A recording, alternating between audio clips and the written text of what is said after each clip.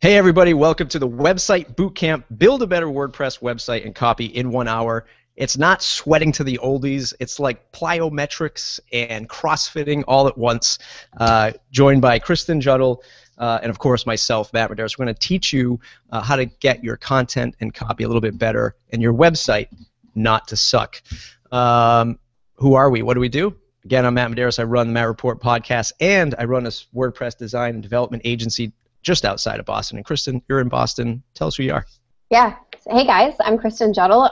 I'm located right in Boston. I'm the founder of KD Media, which is a digital marketing agency. We work with a lot of VC-backed startups, helping them to build up their digital marketing platform. Awesome. If you guys are just watching, just tuning in now, you're on the Google Events page. Go ahead and click into the video. You can actually post your questions into the live Q&A box, which is right on the right-hand side. Kristin and I will see those questions and try to answer those as we go along. And if you're on Twitter, you can use hashtag #StartupPlatform to follow the conversation.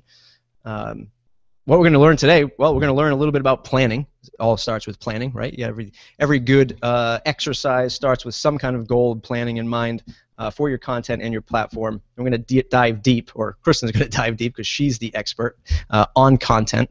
Going to teach us how to do that a little bit better. And of course, I'm going to talk about why WordPress, because I wouldn't let you use any other platform but WordPress. It is against all rules of the internet ever. So let's get on to this. And Kristin, I'll let you take it away. Step one, what are we supposed to do? All right. So as probably most of you know, step one obviously involves a plan, because if you don't plan to start your website and your content, you really have nothing to go off of. So there's really a million different ways that we could take a content discussion like this, but here in this hour we're going to focus in on how to plan for your copy for a new website or even a website revamp. So right now I'll just dive right into how to think about planning for your website content. So there's a couple questions that you and your team should be asking yourselves before you start writing even those first few words. And especially for startups, if some of you are startups or small companies, or even just an individual, it's really a natural instinct to just jump in and begin writing, and trust me, I've definitely been there. But save yourself and your team a lot of time in the long run by thinking about how to frame your content strategy, even if it's a brief plan. And it's really so critical to understand how your content fits in with the whole design and development process, as Matt will explain in a bit. So in this section, we're going to be talking about when to start planning out your copy and how to align your copy with design and development. I think the most important part, before I dive into my next slide, is you could start now, right? Like just start jotting things down. Like here's the goal.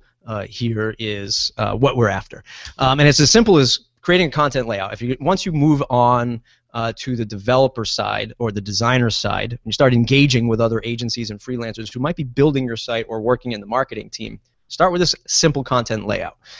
It could be as simple as what we see here on the screen: home, about, services, products, features. We just need the basics. Where do we begin? What do you plan on adding for pages? Or that it could actually grow as complex as the content layout in this slide.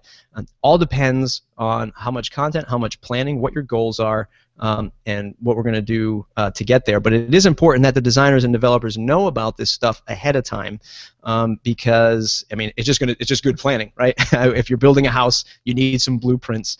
You can't just find the plot of land and start throwing a framework down. Kristin, you want to go with align copy, design, development first? Yeah, for sure. So, and Matt's definitely going to reiterate this through the entire webinar too, but it seriously can't be emphasized enough how important it is to come up with your content strategy as soon as possible. And content and layout always comes first, because if you don't have any idea of what you're going to say, how you're going to say it, how much or little you have to say, then you're going to screw your developers and designers, because they're going to have no idea how to even set this up in the first place. So I always recommend to all of my clients and anybody that I talk to that you have to have initial development of your content underway before design and development begins. That's the #1 thing that you need to keep in mind. So never go into a discussion with your developers and designers and say, hey, we need a website, and expect them to know exactly what to do without having any type of framework for your content set up. I couldn't put it any better way than, yes, you will screw us when you get to this stage, because we will have no idea what you're planning. And for the folks that are in the audience who might not have their own site, but they're building sites for others, or they're marketing consultants, and they're helping other people launch their own site. It is very important, this phase of the game, because this is what's going to squash the scope creep as we know it later on in the project, right? 6 months, or excuse me, 6 days go by, 6 weeks go by, something like that, and then all of a sudden there's, well, we weren't thinking about that. That's not how we planned to have this site. It's not what we were thinking about. So planning and defining their story of who this person is. Like if you're working with your customer to reach more customers for them, who is their target customer? One of the things that we do at the agency, and this is known in many different walks of either content marketing or design and development, is identifying who your target customer is. People call it building a story, creating an avatar, creating a profile. We like to call them user profiles. Who are the people who are going to be using the site? This is the most important part. The demographics, the name, the type, the gender, the profession, the income. You know, what's their backstory? What's the problem that this user is faced with? The reason why they're coming to you to solve that problem. What are their needs? You know, is it a product that you're selling? Is it information that you're giving out? Is it consulting that you're doing? What are their needs, and how can you solve that? And then how do you exceed this? So we like to sort of break this up into 4 different quadrants. How do you exceed this, right? So again, if you're planning your own site, or if you're consulting with somebody else, how do you exceed the expectation of that visitor? It's only going to make the project design or development or function so much better. You're going to get a lot of stuff, right? You start doing profiling, you start doing planning, you start writing this stuff down, and you're getting all those thoughts out of your head, and all of a sudden you're like, oh my God, there's so much. Where do I begin? We like to do a little prioritization practice when we're developing sites, and you can build out a scale however you see fit. We use number 1 as the a 1 to 10 scale, 1 being the most important, 10 being the least important. And in this example, what we do is we say, Mr. and Mrs. Customer, what's the most important thing to you? You said it was email and lead capture because you need to start selling product right away. And now the customer's saying, oh, I want people to learn about my process. I want people to learn about me. Me. Well, that is not important. The importance in this first phase, at least, is email, lead capture, and product sales. So we're going to give that a 1 priority. These 2 are our number 1 priorities. Then you can go in there for. Then you can start to go and rank the other priorities with a number, and launch your project in phases. And how are we going to do that? With WordPress. Where to start and how to do it. Now, and Matt, just to chime in there really quick, I think this is the prioritization is such an important topic, because I think a lot of times teams aren't really aligned on how to even think about this and how to prioritize the content, because, you know, like I said earlier, it's just so easy to just jump right into writing stuff and building things without stepping back and making that plan, and especially prioritizing is so important. So I think that's a really great point, and something that I would love to see more teams as a whole just collaborate on. It's really good stuff. Absolutely.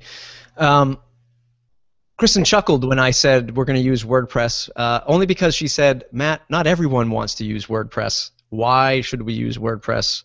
There must be a con to using WordPress.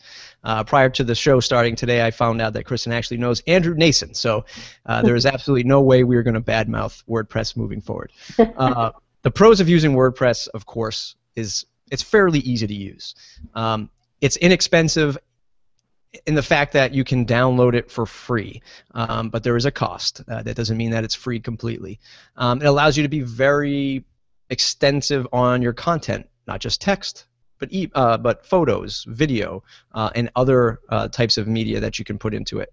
Mobile friendly most of the time. Themes that are responsive and mobile ready will work right out of the box, and it has great SEO capabilities. And the number 1 resource for me is the community that is behind it, people who are building for it, designing for it, supporting it, putting out plugins and stuff, makes it very accessible. And you know, as a consultant, there are plenty of other people using this stuff to help you along the way. Unfortunately, I have to include some cons because I was required to. The learning curve. As easy as it is, there still is a learning curve. A lot of folks that are hopping into this for the first time, using a website for the first time, might not know the difference between pages and posts.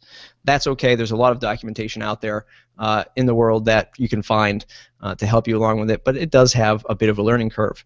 There is a lot of noise. There's free this, free that, you know, commercial this, free plugin that.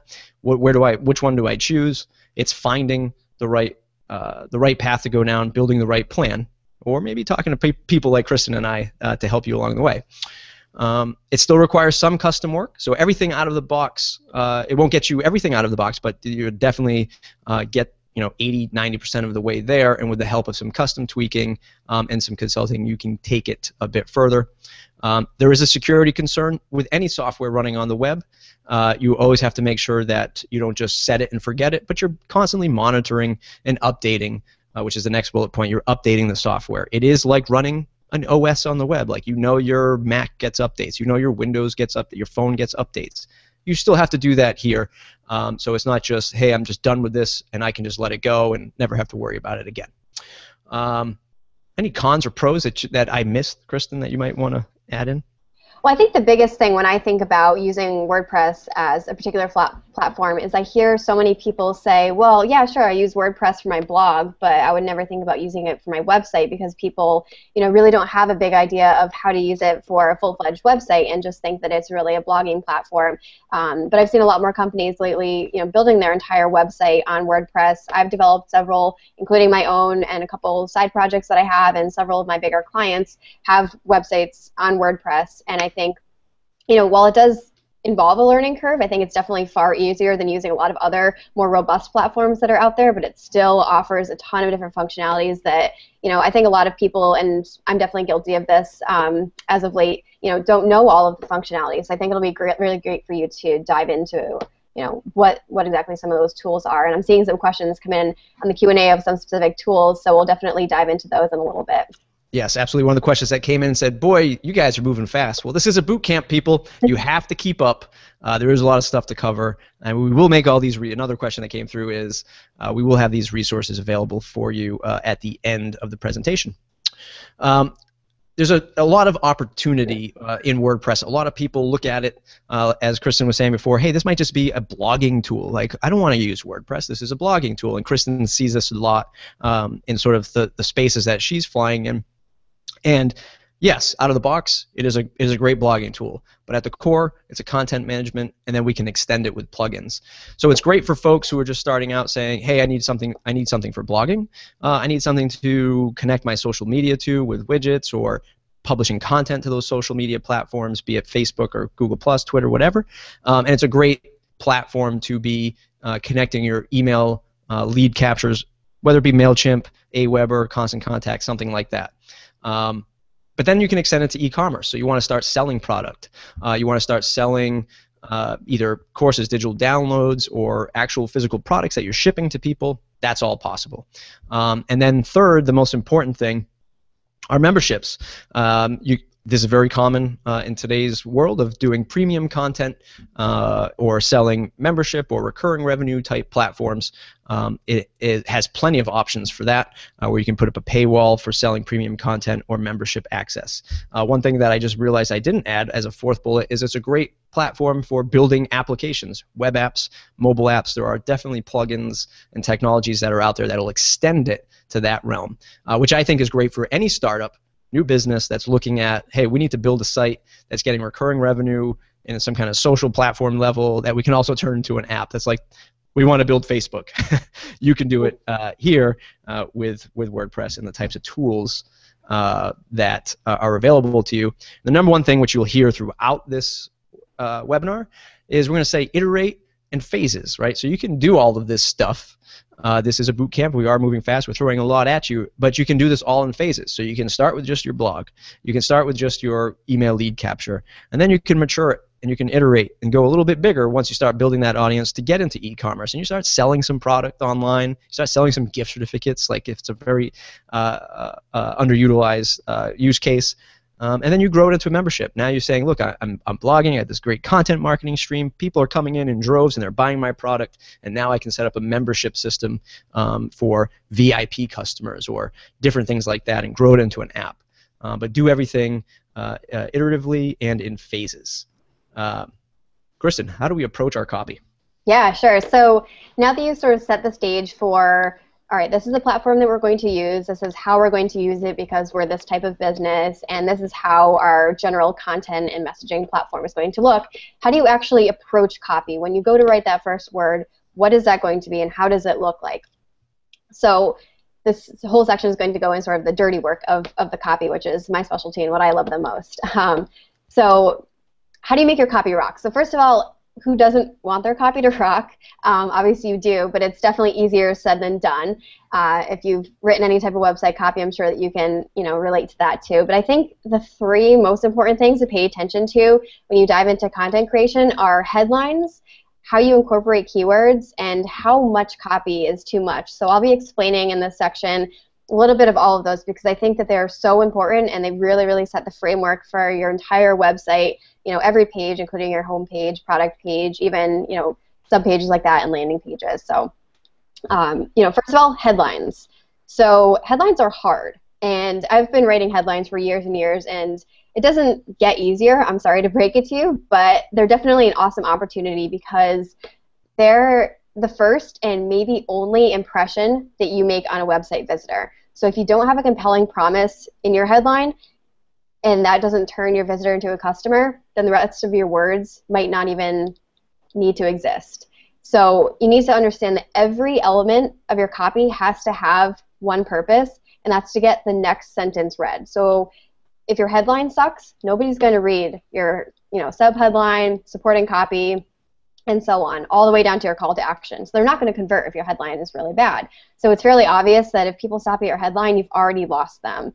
And this could honestly be an entire separate webinar just made on headlines alone because there's so much to go over. So I'm just going to kind of keep this high level and on sort of how to get you to think about them the most. But if I were to choose the number one thing to focus on for your headlines, it's to make it a specific, well-defined benefit and not a feature. So many people, day in and day out, I see, will focus their headlines on features.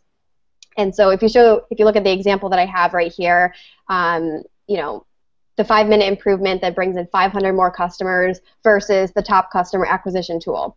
The one not to do that I say is feature focused. It's talking about you, it's talking about a tool, nothing else. But the one that I recommend, it's quick because it says a 5-minute improvement and there's an instant benefit. It brings in 500 more customers. Who doesn't want 500 more customers? So it's pretty obvious that people are going to be interested in that one much more than the very broad, feature specific, all about you headline instead. One of the questions I have, sort of going a little off topic, but how long do you think it should take somebody to come up with an accurate headline like this? Or are you going to answer that later on in the show? Yeah, I mean, it really depends on what you're trying to say, and especially if it's for your landing page or some major product headline page. Honestly, your headline could even take longer than it would take you to write the rest of the copy for that website, for the obvious reason that if you don't catch them then, you're not going to catch them for the rest of the copy. So, I've seen people that honestly will take days to come up with their headline. They'll just write headline after headline after headline. And if you guys have heard of the blog Copy Blogger, they're actually an awesome resource for headlines, and they're a blog that I read constantly. They have some really, really great posts and tips on headlines, and they wrote a really great post just several months ago talking about how they were working with a client and they wrote over 50 different versions of a headline to really get it right. They were just absolutely obsessed with every single word, how the words jive together and all of that. And it might seem like a waste of time to spend so much time, effort, and money on a headline, but if you don't, you're going to lose them, and that's even more time and money lost anyway. So the longer you spend on it and make sure to really get it right, the better. And we'll kind of go into how to understand if it's the right headline later on through testing and stuff. So I'll definitely cover that later. Awesome. One of the tools that I'm going to start to talk about once we start getting into this content, we already are into the content, but one of the tools that we use, if you're not familiar with it already, is WordPress SEO by Yoast. This plugin is what's going to really help you set the stage with, as we dive into keywords, you start selecting your headlines. We're going to learn about how that matches up to SEO and optimizing your page with your URL, your headlines, and your content. And just as an example, this is what Yoast SEO, WordPress SEO looks like in the back end of WordPress. It really makes it easy for you because it's just two colors, green and red, right? There might be a yellow involved in there, but green, you know you're doing good. Red means bad. And in my example, on one of the blog posts I have on my site, you can see I do have a couple warnings in there. I'm not too worried about it on this blog post, but you can see that I've got some green indicating that my article heading is matching up with my page title and it's matching up with my content, which is all good. In this particular example, the page URL doesn't match up to the keyword. That's okay in this case. And then further, into the further settings of Yoast, of WordPress SEO, there's some even further drill down that they'll help you with. So if you're unsure of how to start doing this, is this safe for search engines? Am I using too much keywords, too many keywords? Is it too spammy?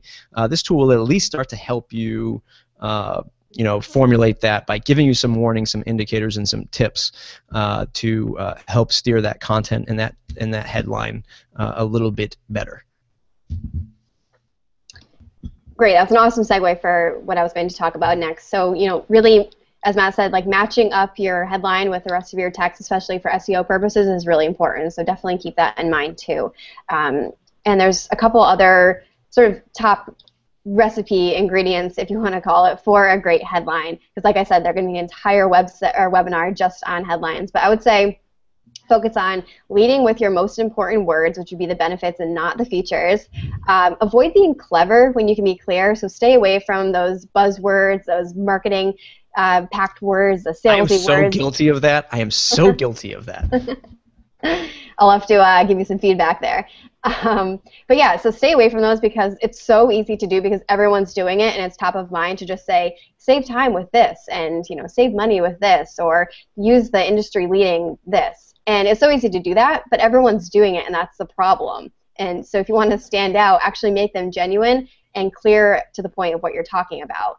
And on top of that, also keep it short, but without leaving out the meat. So this is kind of a double-edged sword because you don't want your headline to be 20 words long, obviously, but you also can't leave out the core of what you're talking about. So you need to figure out what the right, sort of balance of that is. So you need to make sure that it's pretty much only on one line of your website or an email or really anything, really, whatever you're writing the headline for. It really should stay one line, as many or as little words as you need, but keep it as short as possible, but make sure the benefit's in there. That's the biggest thing.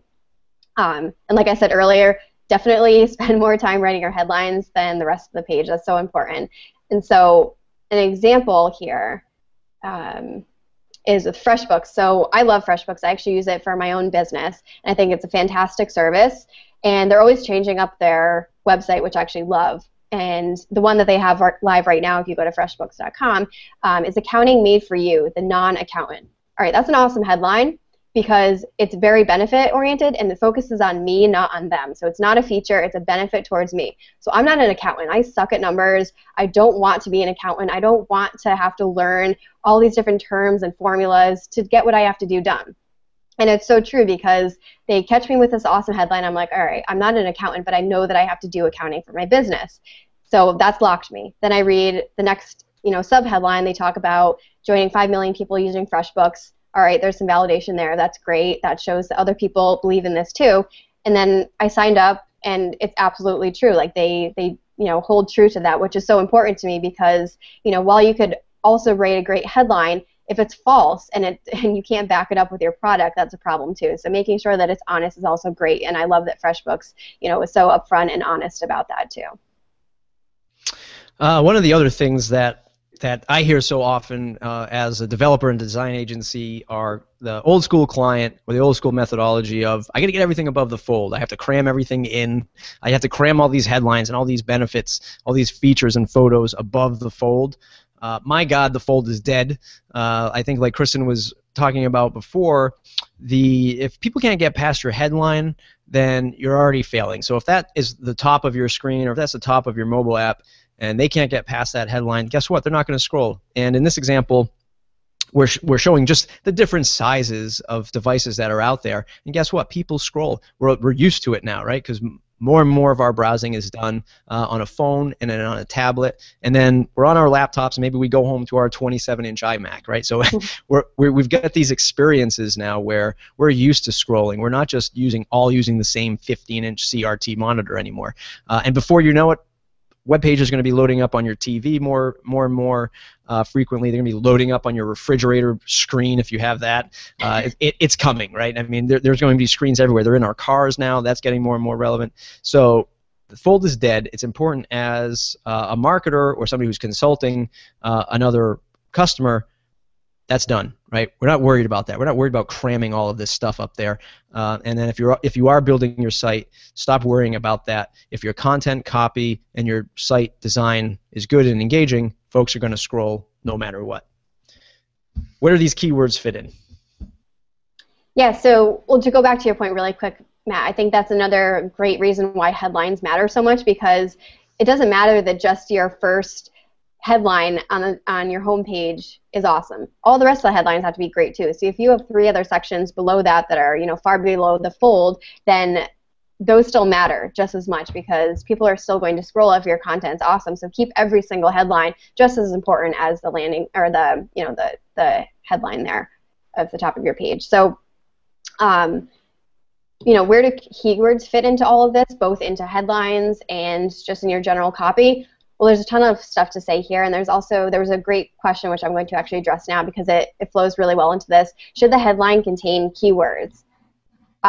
Usually, yes. So your benefits should be part of your keywords anyways, and so if you're focused on the right keywords and you understand your benefits, then those should align pretty well. And so yes, then those keywords should be in your headline, but not every single keyword, right? So you need to focus in on what's the 1 and maybe 2 top keywords that are also your benefits that fit in. So you need to kind of make that balance work really well. And I think there's several different ways you can do it, and I hope I'll answer that here. And if not, I'm happy to answer it offline as well. But it's definitely a deep topic.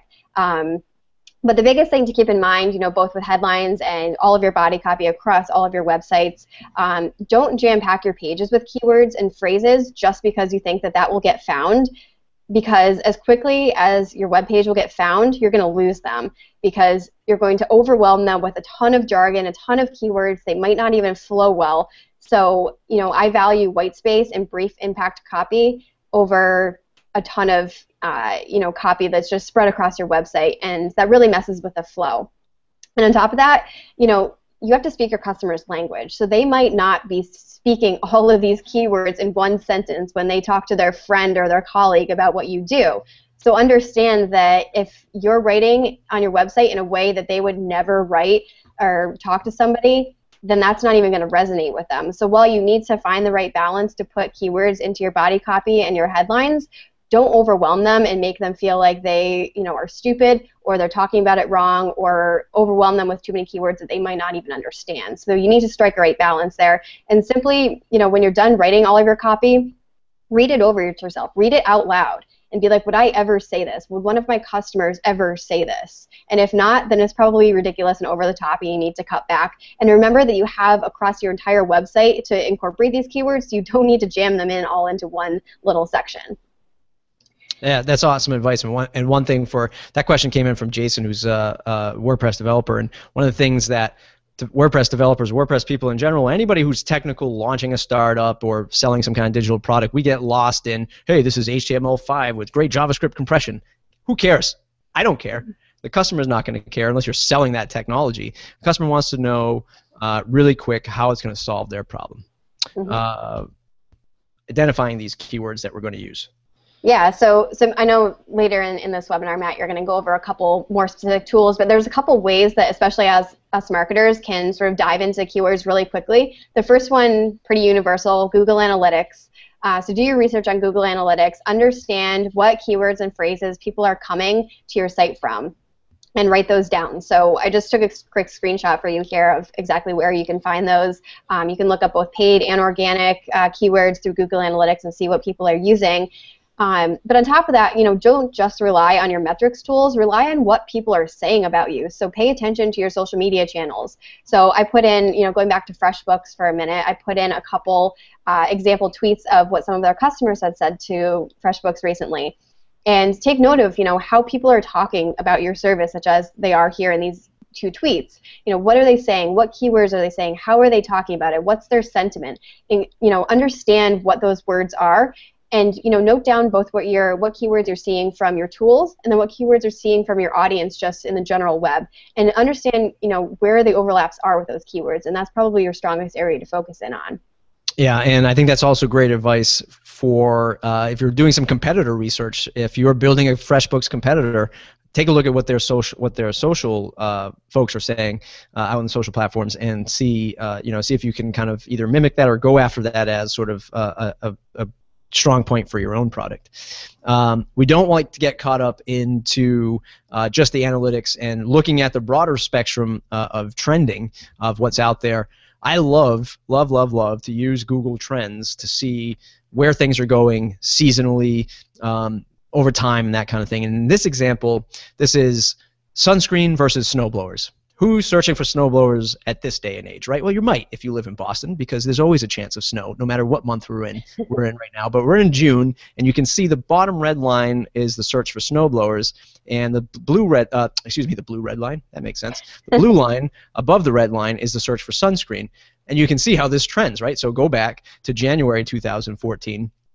You can see the spike of snowblowers and the dip of sunscreen, and this is just a great tip for looking at the broader trend across Google in this case to help with either your content marketing. Are folks going to be interested in your product come June in the summertime? If not, how do you switch up your product content marketing or keywords or landing page call to actions? Fun in the sun with a snowblower. I don't know.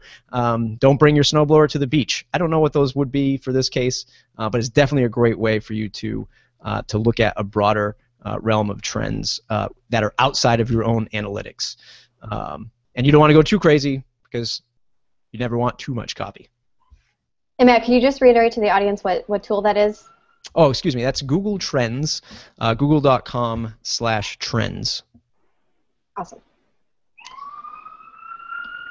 So, all right, so we've gone over keywords and headlines. So that's helped you understand how to incorporate the most important words and benefits into what you're going to say. So now you need to think about your overall copy, your body copy, what you're going to say across your website.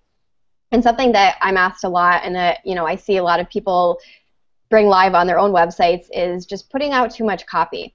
And so the first thing I want to say to that is don't offend your awesome headlines, because if you spend all this time on your headlines and then you cram several paragraphs under one headline that's just absolutely overwhelming, then you've lost them. And then, like I said earlier, they're not going to get to your call to action. So remember that your headlines come first, make those awesome, then focus on your supporting copy, make that rock solid, and then focus on your call to action. And so, another thing to think about here is sort of the KISS framework, the Keep It Simple, Stupid framework for copy. I like to apply that here. So while you want to keep your copy succinct and to the point, also don't take that as that you need to limit yourself to X number of words. So never say, under this headline, we can only do 100 words. That doesn't make sense, because maybe you have less than that to say, but it's really great information. It's right to the point. That's perfect. But what if you need to use 50 more words in there to explain, to get your word across? That's important too. So make sure to not limit yourself too much, but also keep in the back of your mind that you still need to keep it as brief as possible. So figure out what the right amount of words are based on what you need to say and how succinctly you can say it. And something that I always start off with, because I'm definitely guilty of writing long copy, in my first draft, is always start with more and remove from there, because you can always remove stuff. So figure out, what you've written. If it's far too long, what's the stuff that you can take out that you can explain later in your website? Because if you, have several different pages, you have a lot of space to write this. So while you might get excited to just share it all right now with everybody, they don't need to digest it all in one massive paragraph. So take your copy section by section, just understand what you need to say. So if you're, for example, if you're discussing one particular feature, what do you need to say just about that feature to convince them that that feature is awesome? And then move on to the next feature that you're describing. Say just what you need to say there. Don't include anything else, because you have the space and time to say it elsewhere. And as Matt mentioned earlier, the above the fold is really not as important anymore, because people don't care about that, so you have time to put that information far lower on your website, and as long as your headlines and your supporting copy is great, people will continue reading it. And so an example here is Dropbox. So they are, to the extreme, very simple, and these screenshots are kind of small, so I'm sorry if you can't see them too well. Their website's kind of long, but it's kind of a good example of what I'm talking about here. So as you see, they've replaced long words with very short ones. So their headline, the screenshot on the left, is literally their entire sort of top of the fold, sorry Matt, that's all they say at the beginning of their website. That's all that you see. And while Dropbox has a massive example of having awareness across the board and almost everybody knows about them now, they're a great company to just understand how brief you can seriously be if you've nailed your messaging and you know what your customers want. They don't need to use 10 other words to explain what they do. It's simple. Your stuff anywhere. And then the screenshot on the right talks about their features. So when you scroll down, you see their features. There's a quick headline, if you can see that. Those are the words in bold. And then under it, it's just a couple brief lines of text, and they focus that text just on that one feature, and then they move on to the next feature. And so they don't go off on a tangent, and they keep it very targeted. So I think that's really awesome that they've grouped it and kept it very specific. So websites like that are really awesome to always go back to. They're refreshing and give you inspiration to keep it simple. Yeah, I mean it's awesome stuff, and it's great to see that you know, that these bigger tech companies, you would think with all these features like a Dropbox, like there's so much stuff that you can do with Dropbox, there's so much you could say about Dropbox, there's so much about the technology, but it's your stuff anywhere, right? It's as simple as that, and it's just a great example of how you can take something as robust and technologically advanced as Dropbox is and sum it up in just a few words. We're going to dive into the design side of things and making those design choices of your website, especially WordPress, and choosing themes or not to choose a theme. But just a quick reminder: if you are watching on the events page, you should see a little Q&A link hovering on top of the video. If you click that, you'll be able to jump into the questions box, comment box, question box, and just drop your questions in. We're going to answer most of these at the end of the boot camp. So let's talk about that. Talk about the design. Some of the pitfalls of choosing a theme versus doing some custom stuff. This example here is a theme, a very popular theme on ThemeForest. And it's beautiful, right? It's got these beautiful photos. It's got this big open layout, and it's just, hey, this is a great looking theme. My fill-in-the-blank business will look great on this theme, until you realize that the photos you have aren't good. They're from a flip phone that you took photos with. You then realize that, oh, I have to actually structure my WordPress content. Like, these are posts. I thought I could just come in and drop a photo here. Well, they're not. You have to link them up to your blog posts. And this is where things really fall apart.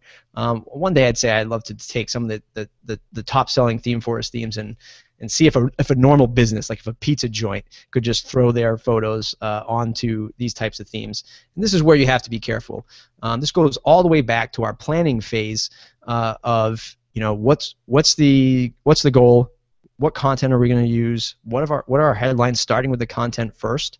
You know, like if you don't have enough photos or enough content to fill out this type of theme, well, then you're going to be in trouble from the get-go. One of our most popular selling themes at our theme shop is the business theme, because it is so simple, and because we're saying, look, we know most businesses only have one photo to showcase the front of their building or their product, and sure, we can turn this into a slider, and we just want to make sure that folks are easily accessing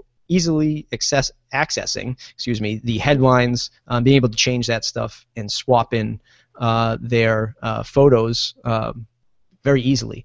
So what's the pro and the con? Most of the folks who are WordPress people kind of know this, but the marketers and the people who are launching their site might not.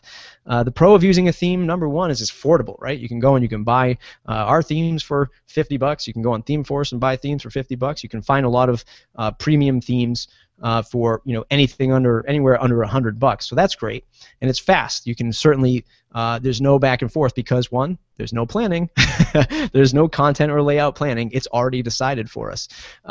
So it does help you get to a very fast launch, and it comes with a determined layout. Like, you already know, like, my homepage is going to look like this, my product page is going to look like that, and if that fits exactly what you're after, perfect. Then it's going to work for you.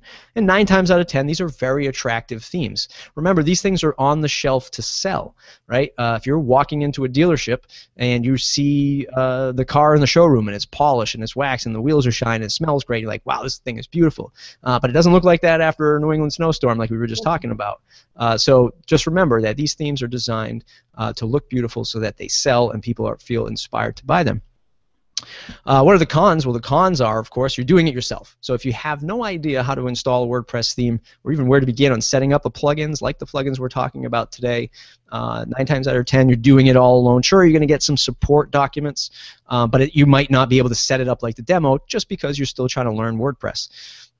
It doesn't fit your brand. So like in my theme forest example, a lot of these colors might not fit the colors that are in your own logo. So then you have to go in and change the logos. The layout isn't going to match or the photos aren't going to match what you have.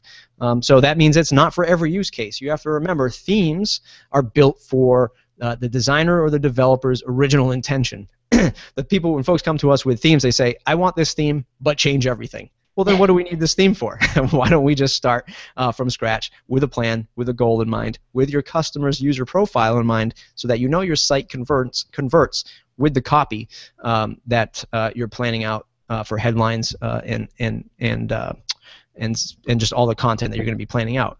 The con is it is a determined layout, right? So you are stuck with this unless you hire a designer or developer to change it, and it's not content ready, meaning it wasn't designed with your content in mind. It was designed with their content in mind, and 9 times out of 10, it's just example content, right? So you might think that a beautiful theme is going to look great with all your content, but you realize you've only written a few paragraphs, and then you're sort of in the position of saying, oh my God, this theme is not for me.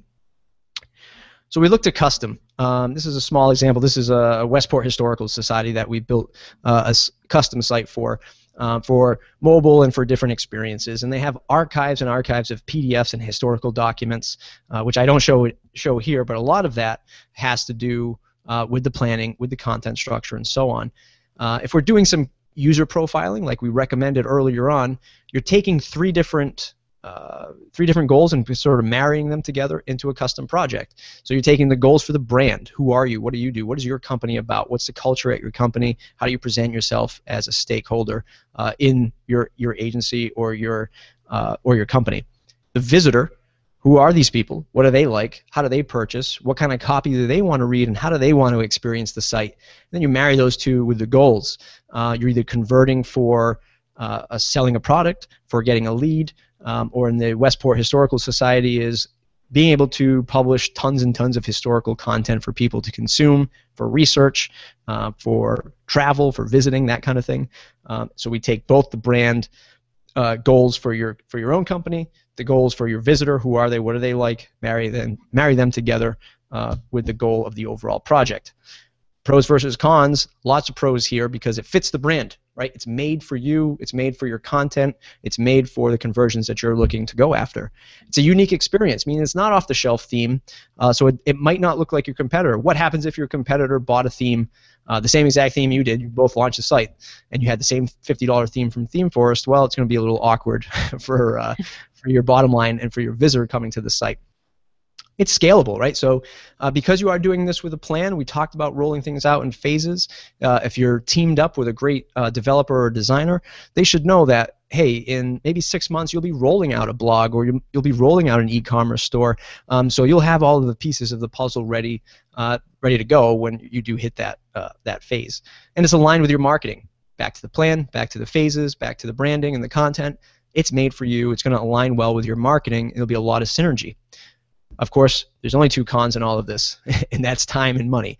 So these projects will take longer, they will cost more, but it's important that you ask yourself these questions before you go into deciding between a theme and a custom project.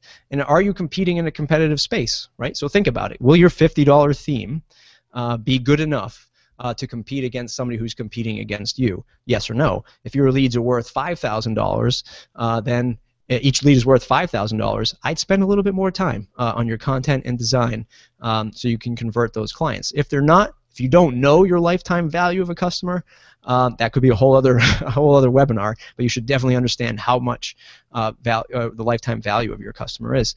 That's what are your conversions worth? Do you have too little or too much content? We have a site for this particular webinar. It's thestartupplatform.com, thestartupplatform.com.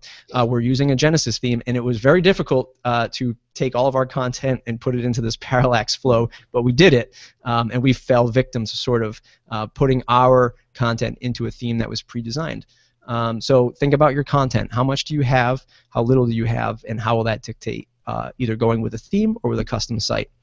And how does this transcend into mobile versus desktop experiences? We talked about the fold. We talked about where people are going to be consuming our content in the future. Are you planning for that? Do you need to plan for that? Again, are you in a competitive space? Is the return on investment worth it to you? Again, if you're really looking to run a business online, you should be looking at this stuff to say, I need to have the best mobile experience I can, because I'm looking at my Google Analytics and 70% of my traffic is coming from an iPhone. If that's the case, make sure that you have the best mobile experience that you can possibly do and put together, and a theme might not cut it. Again, see the planning phase and go back to see what those goals are, and take it step by step, iterate, and in phases. There's a lot of stuff here. You could certainly launch with a theme-based solution. Give yourself 3 months of hardcore marketing and content adjustments and conversion tracking, and then say, you know what, it's time to reinvest. My customers are worth $5,000 a lead. I do need to make the best site I can. I've landed a few. I think I could do better if I had a custom look and feel. So then it's time to roll out and knock on the door of a good designer and developer or agency to help you get to that next step. And I realized I was hitting next on my screen here and not on the laptop. So iterate in phases, definitely a way to go when launching your design. We're going to talk, oh, sorry, I did it again. So we're going to talk about testing, validating, and learning, and how to do it.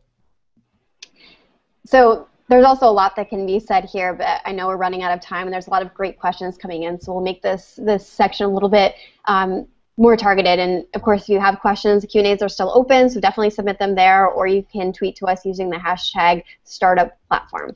The biggest thing that I can say is after you've created all of your content and you designed your entire layout, it's live, it doesn't end there. You have to always be iterating, and I can't emphasize this enough. I'm such a big fan of testing, and I think all marketers should be much more into it than they are. And I'm definitely guilty of not doing it at times when we definitely should have. So it's something that, you know, I really am so passionate about. And I think, you know, it's really important to never be convinced that even if your team and you completely love a headline or the layout of a website or a call to action, color button, anything like that, it might still not be right because you're not your customers, you're not your visitors. You know what your product and your company stands for, but your visitors might not. So that means you could test essentially everything, and I completely recommend doing that. So as soon as you launch your website, be testing your headlines, your calls to action, your layouts, all of that stuff. So Matt's going to go into a couple tools for how to do that quickly. One of the best ways to do it, and it sort of sits outside of WordPress, this is a screenshot for those of you watching. This is a screenshot of Crazy Egg, which is one of the tools I recommend for testing certain layouts, call to actions, copy, that kind of thing. You can see the homepage of my site, and you can see the heat map, right, of where everybody goes to click around on my site. Naturally, the blog and the About page is still the most dominant area of clicking, but you can see where people click to enter in their emails and hit subscribe. You can see that more often than not, people are hitting the Facebook and Twitter social icons and not the Google Plus, surprisingly, and certainly less on the YouTube link. So yeah, this could spur me to say, you know what, maybe I just get rid of my Google Plus. Maybe I want more conversions on Twitter, and I would say, you know, I'm not so concerned about Facebook. I could make those changes with this kind of data and say, I'm just going to make a follow me Twitter icon bigger. Maybe I'll get even more followers on Twitter that way. So using these tools like Crazy Egg that sit outside of WordPress to help with these conversions is great. This is a heat map of the scrolling actions of the site. And you can see that white hot is 100% of the scrolling, where the screen is fixed. And you can see at the top of my site that I get, of course, 75% of that. And this is just another testament to say that people do scroll, right? So if you are with a client or you're working for a company and they're still trying to push the everything has to be above the fold, everything has to be above the fold, guess what? Latest post from Matt Report sits below the fold, and it is the most viewed area of the homepage. People will scroll down to read that. Why? Because the latest post from Matt Report sits a little bit above the fold, and they kind of see that and say, "Oh, let me read a little bit more." But it's just a testament to folks will scroll, and you can use these technologies to kind of help your case and to track that stuff. Other tools for testing that sit outside of WordPress, of course, Unbounce, which is a landing page tool, which Kristin has used in the past. Google Analytics, we've mentioned that before. I would hope that most of you are familiar with Google Analytics. If you're not, definitely sign up Google Analytics, get into your site, use Yoast Google Analytics to tie that in. Google Webmasters, which is so underrated and even more important in today's panda world of SEO and Google, to track your keywords, how Google views your site in a Google search result, getting your sitemaps indexed and all your content indexed, which is probably like the #1 use case for webmasters for people who are just starting out. Get a Google Webmasters account. Go ahead and submit your sitemap, which you can do with the Yoast plugin, so that your content is indexed. If you have no idea what I'm talking about and SEO is important to you, please get in touch with us when we're done with this show. We'll help you out with that. Crazy Egg, which is what I just showed you before, very inexpensive, maybe $100 a year for testing 5 pages. It's worth its weight in gold. And another tool that I love to use, we use it on our theme sales site, is Zopum. There's other ones called Olark, and we can add that to our resources pages. This is another undervalued thing because this is live chat for your website, right? What better analytic, what better data can you get about either issues with your site, questions about your content, or a checkout process? These are when people go to your site, a little chat window pops up and says, "How can I help you?" And you have a live person on the other end, and they can ask questions. "Hey, where do I enter my credit card?" Nothing converts better than telling them where to enter their credit card. Or, "I don't really understand what this page means. Can you help me out?" It is your virtual sales tool. I love it. You can get it for free and attach it to your site. I believe there is also a WordPress plugin for that. Tools that sit inside of WordPress. Whoops, nope. This is the Learn and Improve segment. So what do we do with learning and improving now that we have these tools in place? Yeah, so my biggest thing is I would recommend, not only testing things, but you have to actually learn from that data. So what do your metrics tell you after you've tested 2 different headlines against each other, or you've tested 2 different layouts of your homepage? You need to learn from it. So did one of your headlines really sucked and nobody clicked, through from it afterwards? Find out why. Did one layout far outperform another? Find out why. And your metrics will tell you if you dig in enough using a lot of the tools that Matt just mentioned. So learning everything you can is super important. And then, of course, once you've learned, that one headline won over another, or one layout far converted over another, make those changes. So change that headline from the one that didn't work. And then not only, changing that, but creating another test afterwards. So don't stop with just one test. Don't learn that, okay, one headline was better than another, I'm just going to change it and stop. Don't stop there. Always, create more tests all the time to be learning, because your audience needs are going to change, the market's changing, your competitors are evolving, everything's changing, and so you have to change with that and always be learning. So that's the biggest thing, is to check on your metrics very often, learn from them, change, and continue on.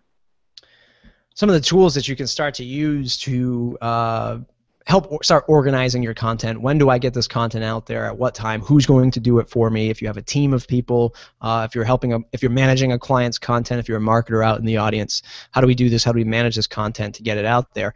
EditFlow, which is a free WordPress plugin in the WordPress.org repository. You can search for EditFlow, and it'll also be on the resources page. This will help you accept drafted posts or pages from your guest writers or your staff.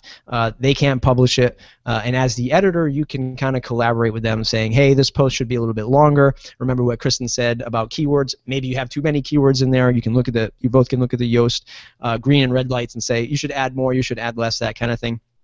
CoSchedule is not free, but is an amazing plugin. It's actually more of a service, but it ties in as a plugin. I spelled that wrong in the slides. I have CoSchedule.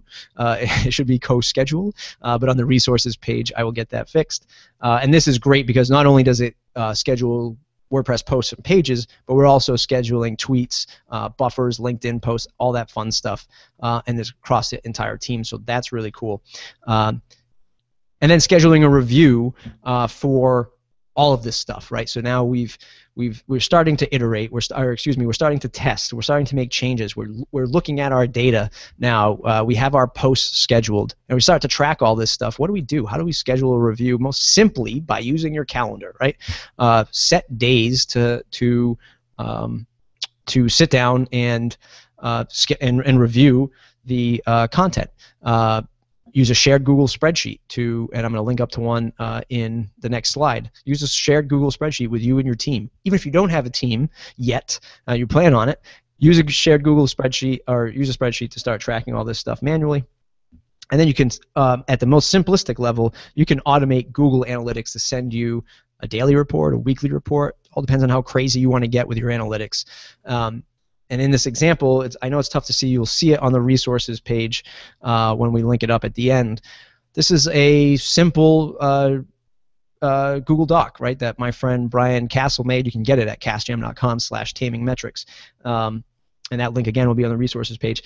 He goes through every month or possibly every week in this example here, and he just looks at his analytics, and he goes and he types it in the spreadsheet, right? So he says how many visits I got, how many new visits, how many recurring visits, and it's just a way to pull all of the noise from all of these different areas of what's important to you into a simple spreadsheet that you can save historically, and you can go back and compare month to month with your team, with your customers. It just adds a different custom level to it, and just a way for you to stay grounded with all of this stuff in a good, solid review fashion. We're going to get to the key takeaways. I think there's been a ton of stuff so far in this. I hope everyone was writing things down as we went along. One of the questions is, will this video be available later? And it will be, and we'll link that again at the end of the show.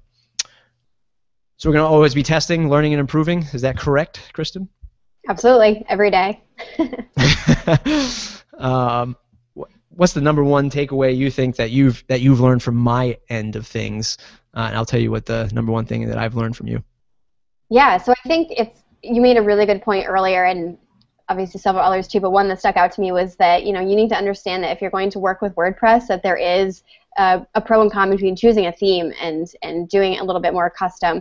I've seen a lot of companies that will launch with a theme, and themes can look awesome, but then I'll see another website across the web that has probably that same theme, and it is a little funny, and it's probably not going to happen that your competitor will happen to choose that exact same theme, but it is something to consider because you want to appear original, and WordPress can definitely do that for you, as Matt explained. So. Yeah, I think for my key takeaway, and anybody who's watching, if you want to drop in the question chat box what your key takeaway was, so we can give you a virtual high five, let us know. But I think that the key takeaway for me is staying away from all those marketing buzzwords and just the stupid stuff that doesn't matter. Like, we are the #1 premium WordPress theme in the world. Who said that, right? Who donned you, knight of themes?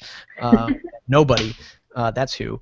So stay away from that and focus on that keep it simple, stupid method of just saying, like, here's how it'll prove things in 5 minutes, and it's the easiest accounting software for non-accountants. Things like that is just amazing, and we get so caught up in that.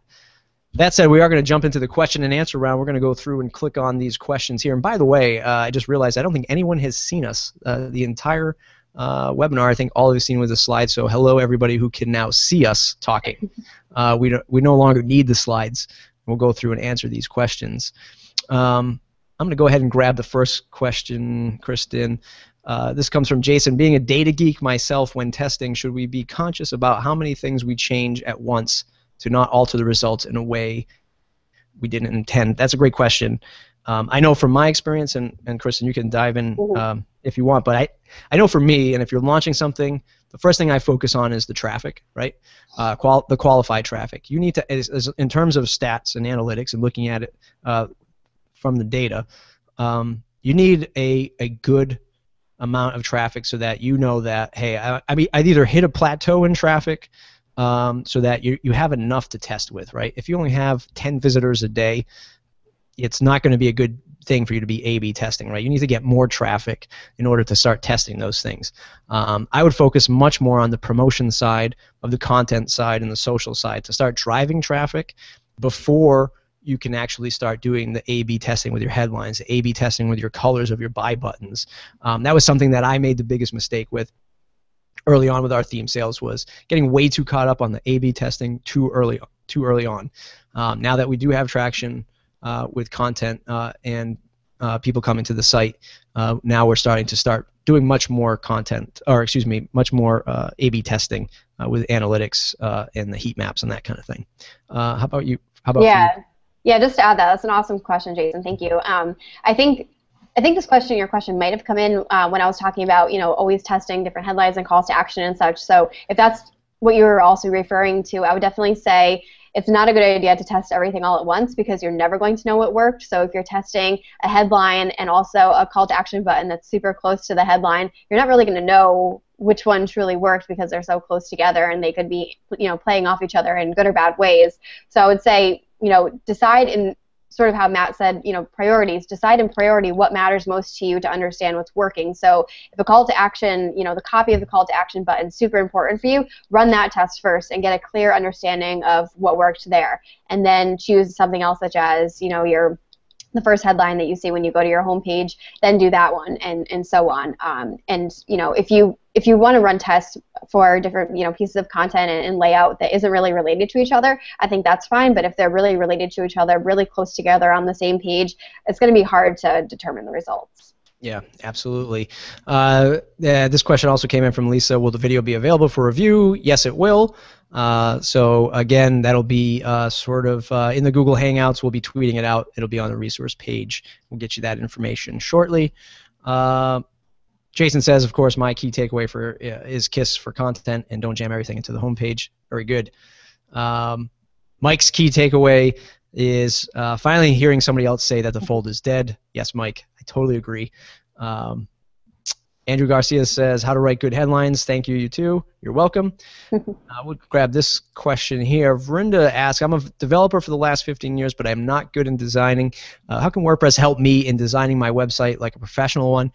That's a great question. When you go back and watch this video, you could certainly go through the theming route, picking a good theme that starts at least 80% of the way of a design. Again, you can browse all over the internet for good premium WordPress themes.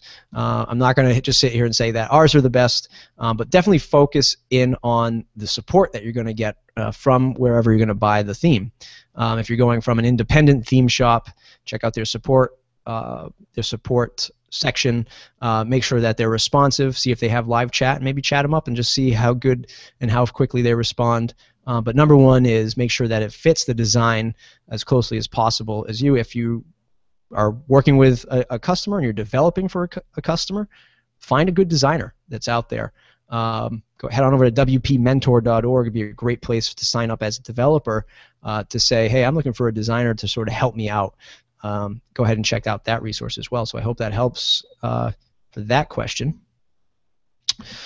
Dan says I would add Google AdWords and trends. Yep, we talked about trends, Google AdWords, Key Planner. I think you were going to mention something about that, Kristin.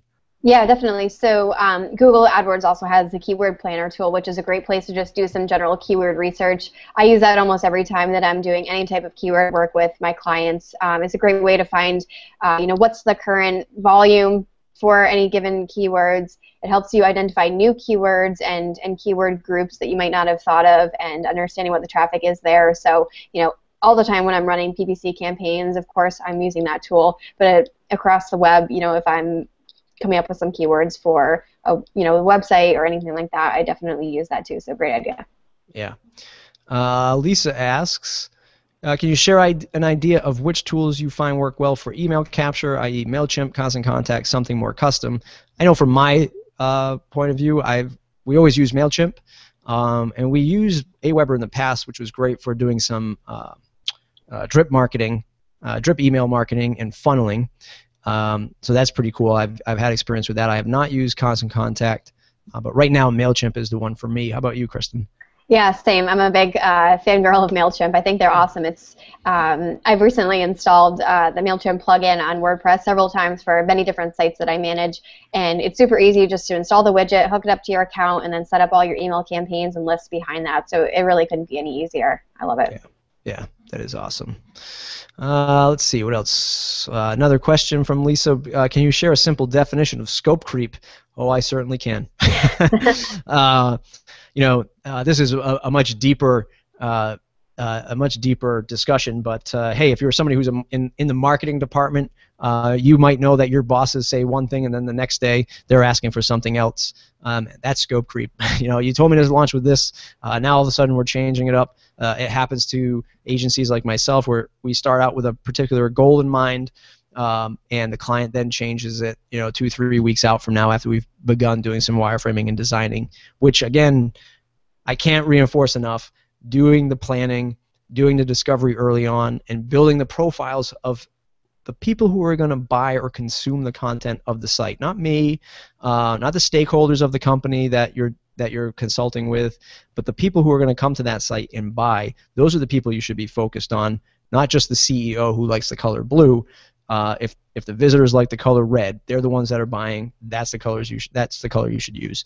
That's a basic example of scope creep for me. How about you?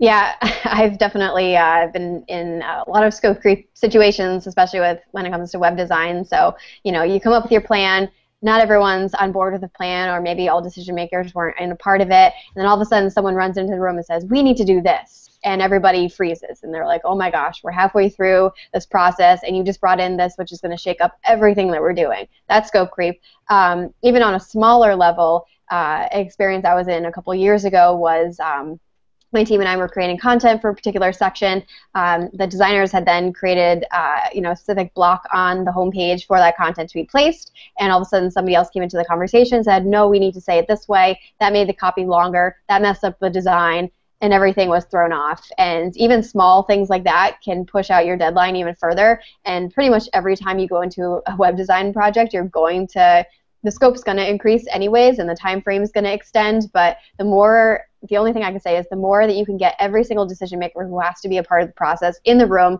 agreed upon with a specific plan, with the understanding that if anything changes, the time frame, the cost, everything is going to expand. That's really what you have to consider. So it's so important to get everyone on the same page to avoid that as much as possible, but unfortunately it's going to happen regardless. Yep, absolutely. Can you give a simple definition of a landing page? I would say either number one, starting with your home page. The way I see it in today's world, every page is sort of a landing page because people are going to find you through various either Google searches or linked content. So it's important that you're thinking of every blog post or every page that people can search for with some kind of conversion in mind. But you can definitely prioritize which are your most important landing pages, probably one being the home page, especially for direct marketing purposes. And then you might have specific landing pages for specific products that you're either directly advertising through pay-per-click or traditional media. Those would be landing pages, and landing pages could be an entire domain that you're just testing out, like dry runs of product. Will people like this? Will people like this headline? Will they like this product? That kind of thing. Any different definition for you, Kristin? Yeah, I would also consider a landing page, a very specific page focused on one particular thing. So sometimes your product page might have too much information, and that's going to detract from somebody converting. So if you're, looking to run a PPC campaign, for example, and you're talking about one particular product, and all you want to do is to have people understand the top value of it and to convert and to sign up through a form or something. If you brought them to your product page, that might have a whole lot more information that people don't need to know just coming from, your Google AdWords. So you might want to hone this on even more particularly. So the goal of a separate landing page, which you can run on platforms like Unbounce, for example, to have an external web landing page, you can use a tool like that to really, really hone in your messaging, make it simpler, make the call to action much easier to see, and it really just makes those campaigns a lot more effective when your homepage or your product pages, etc., are a little bit too much. Yep, absolutely. And we'll take one more question. I know they're still coming in. My question is how when it's still confusing. So Hamal asks, my question is how and when to use the landing pages. It's still confusing. Do you really need a plugin or external service to create landing pages? Can you not just use Pages with Page Builder? Probably speaking specifically to WordPress. And yes, I mean, yes, you absolutely could. You just want to avoid having it sort of either get connected to your main navigation, your primary navigation of your site. And typically what will happen is that page will also be wrapped around the same amount of styling and layout of the rest of the page, and perhaps for a landing page like Kristin was just saying, some specific page that doesn't have any other distraction on it. Like I know with our themes, we have a template that you can load on every page that's called landing page, which strips out all of the stuff surrounding the design of the site. That way you can just go in and type in the content. So just be cautious of that and make sure that the theme actually supports that. Or use a service like Unbounce, which is just made specifically for landing pages. Let's see. You want to take one more? Let's see. Does it make a difference for the words? One more from Lisa. Does it make a difference for the word choice in the headlines when you are creating WordPress posts or pages? That's a great question. Usually the blog posts tied to the headline, so I would probably focus in. I mean, I know on my blog specifically, I don't focus in on any keyword stuff because it's more of a podcast thing. So I know I don't, but I'd imagine you'd want to do that for certain content marketing strategies. So I guess the answer is it depends. Yeah, I would say especially if Lisa, if you're talking about like WordPress blog posts, for example, I would definitely say, you know, keywords and the word choice in the actual copy definitely matters too, because, you know, if you're blogging, you probably have some content strategy behind that. You want to acquire users or, you know, some other goal like that, and you obviously want people to convert. So if you're writing a blog post, you want your headline to be really awesome so that they can click on that from whatever channel they came in from, whether it was an email campaign, social media, you know, PPC, whatever you're running. You want people to click on that. So it's just as important as when, you know, you run, you know, when you're putting a headline on your homepage, right? So that's how this is how you're bringing people in. So you need to have a great headline regardless. So I wouldn't say, you know, there's any scenario where you should care less about your headlines. It's an awesome answer. And finally, we're going to wrap it up here. So we just want to say thanks for everybody for joining. Thanks everybody for taking the time to, I guess, hang out with us. Really corny. Really Very corny. So thanks for hanging out with us. You can get all the resources over at our site, thestartupplatform.com/resources. We're going to add some of the resources here. And of course, follow us on Twitter with our Twitter handles here in the slide. So again, thestartupplatform.com/resources. Once this video is done converting, I will also paste that onto the resources page so that you can download it or watch it again. Maybe even turn it into an audio download so that you guys can download it and take it for your run if you missed some of it, if you so choose. I don't know why you're laughing, Kristin. Why wouldn't you want to listen to this while you're doing a 5-miler? So thanks again. Look, if you are somebody who is a consultant, you need some help with this kind of thing on your next project, or you work at a company and you're pulling your hair out because they want you to engage in these types of areas of web marketing and you just simply don't know how to do it, why not hit us up at thestartupplatform.com. Reach out to Kristin and I. Maybe we can help you out on your next project. There is a contact form there for you to drop us a line if you so choose. So again, thanks again, thestartupplatform.com/resources, and get the rest of this stuff. Thanks, everybody. Thank you, Kristin. Thank you. All right. Bye, everybody.